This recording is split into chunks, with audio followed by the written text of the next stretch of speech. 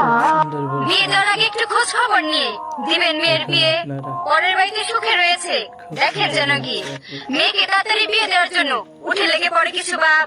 তারা তো জানে না তাদের এই সিদ্ধান্ত মেয়ের জীবনে অভিশাপ। 18 বছর পরে ঘরে রাখতে চায় না, মেয়েকে মনে করে বোঝা। তাদের এই ব্যবহারের কারণ রয়েছে, আশেপাশে মানুষ দেয় খোঁচা। অন্যের কথা শুনে মেয়েকে শ্বশুর বাড়িতে করবেন না দান।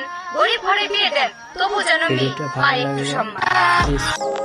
চায়ের দোকানে বসলে বাবাকে শুনতে হয় তোমার মেয়ে দেখি ভিডিও করে।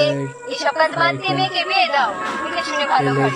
আমার বাবা উত্তরে বলে মেয়ে তো মেয়ে নিবই, চিন্তা কেন তোমার? আমার মেয়ে আমার ঘরের বোঝা না, যত কষ্টে থাকুক আমার পরিবার।